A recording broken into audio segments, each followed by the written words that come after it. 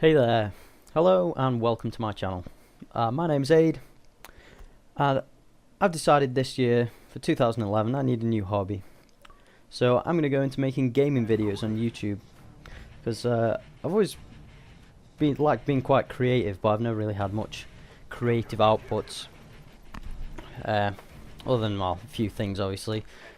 I've played in a band for a while, but other than stuff like that, I've never really decided to put my creativity towards stuff.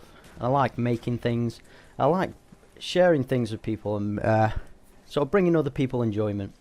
So entertaining people is what I'm looking for, actually.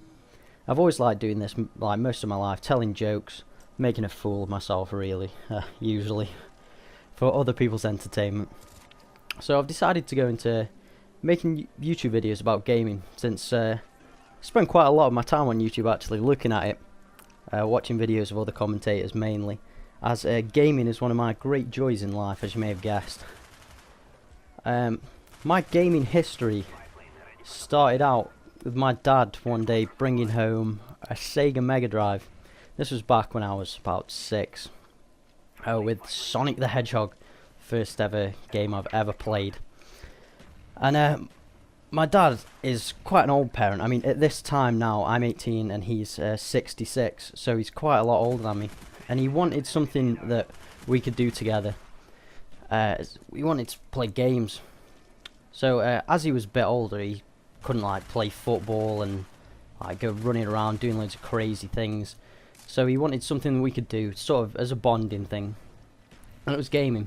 And he got into gaming as well. I mean, he's still games now, even at the age of 66.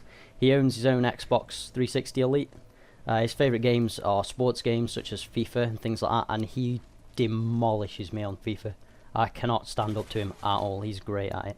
But on shooters and things where it's requiring fast reactions, I sort of reign there.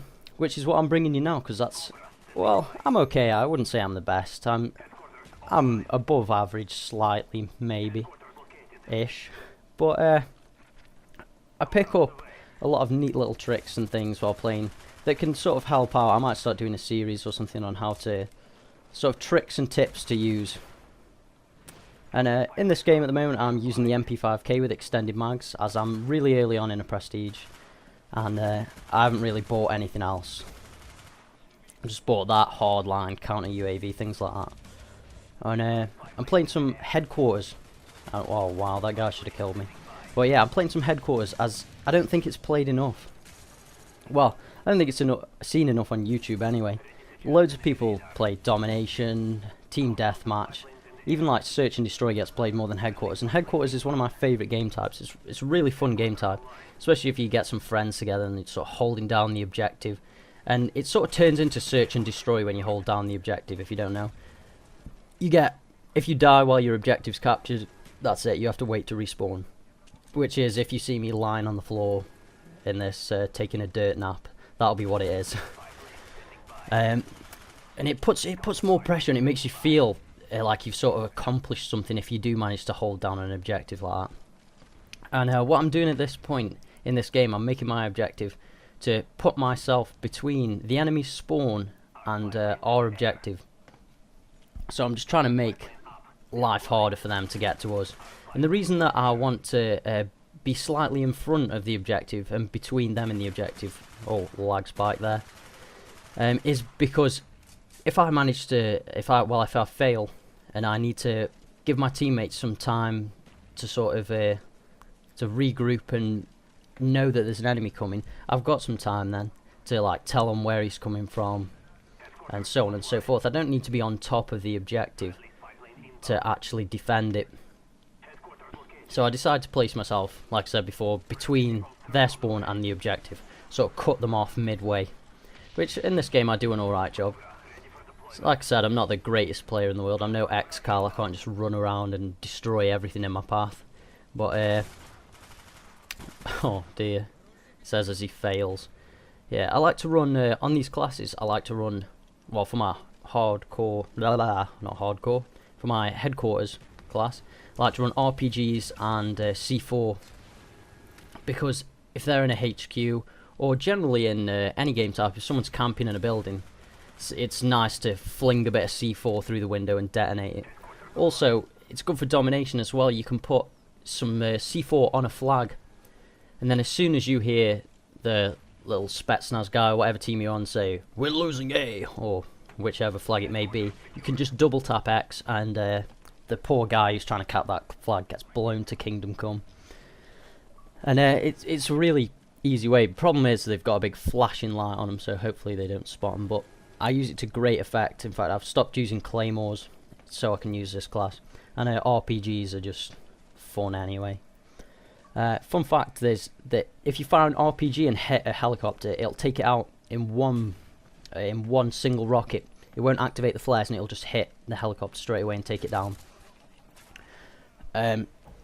This is sort of, I don't know whether this is sort of outweighed by the fact that it has no lock on, and it can be really difficult to hit a moving target, especially with an RPG that's not exactly a sort of sniper rifle style accuracy. It just swerves off in any direction, really. So I've pulled it off a few times, but I don't think it's a viable, trusted method of taking them out. I'd say if you want to sort of take out planes, I'd use the Strela or the Law. Possibly the Law, because that can be used for sort of both things of like firing through windows or into objectives. Like, say a domination flag has been taken, there's 3 people on it or whatever, you can just fire an RPG in there and just mow them down. It's a really quick method of taking people off the flag. Here I'm just sort of causing havoc in their spawn while my teammates are trying to take the headquarters, which is right there. Oh, I get sniped there. I didn't pay attention at all and didn't see that guy. And he thermal quick scoped me, which is quite a good job by him actually in this game. But if you watch many of my gameplays that I'm going to be posting up, you'll notice that I am terrible with grenades and Semtex. I really need to get better. I cannot throw them at all. I miss targets, I stick them to windows, trees, anything that's not what I'm aiming at. That's why I don't use frags anymore, because I'll try and throw it out of the window. I'll cook it, I'll throw it at the window, and it'll bounce back and land at my feet and blow me up. So I gave up on frags. I quickly switch out to the Semtex when I can. And this guy on my team here is running train on these on this other team. He's just had a gunship up, I think, and he's got a chopper gunner up now. I can't quite see on the little screen that I'm watching it on, where he's proper running train on him while we're trying to sort of take the objectives and everything. And here is one way that RPGs can be useful. See, I can't see around that corner. Oh, and that shows the inaccuracy of them there. I can't see around the corner. Just put one round on the floor, and I can take out however many people are there. And then I don't pay attention and get shot in the face. But everyone makes mistakes. And so here I really want to get this chopper up, because I've decided to use the chopper. 1, because I haven't bought any more kill streaks yet. Well, the only thing I've bought is the counter UAV.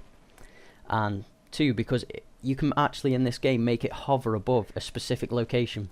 So I can pop this above the HQ, and it'll sort of give a bit of defense to both me and my teammates. In this, I'm actually playing with just a bunch of random people, apart from my friend Drew, who's my wingman of Call of Duty. We always play together. You see him as a little blue arrow on the radar there. I'll probably run past him every now and then. And other than him, I'm not playing with any of my other friends or anything. I'm in a party talking to them, but that's about it. And what's basically happening is Drew's taking the flags and sort of securing them, holding them down, and I'm standing between their spawn and the objective and trying to sort of slow them down as getting to the objective. And I think people don't realise that the MP5K is actually quite a good gun. I think it's got the same power and I think it's the same power and fire rate of the AK-74U, but it has got slightly more recoil, which is the problem that people have with it. And I think it's easily countered though. You just keep moving while you're using it.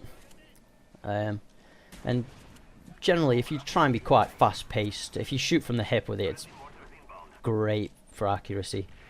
You can sort of just mow people down, spraying like crazy. Like, I think earlier there's some Nova gas up and I couldn't see anything, so I just sprayed like a madman through it.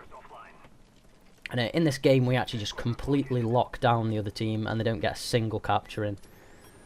Due to our little tactics that we run. I like there. So you just spray wildly, it's great. And so here we're just waiting for the next HQ to come up. And I think the end of the game is in a minute. Coming up soon anyway. But sort of holding it off. Oh, and one thing which you'll see here is Black Ops is actually one of the first Call of Duty games where if you're in danger you can just turn and run like that. And here I thought they were going to follow me, so I just shot like crazy through there, hoping they'd blindly run after me, but they're smarter than that. But yeah, if you need to turn and run in this game, you can just actually just turn tail and run away from them.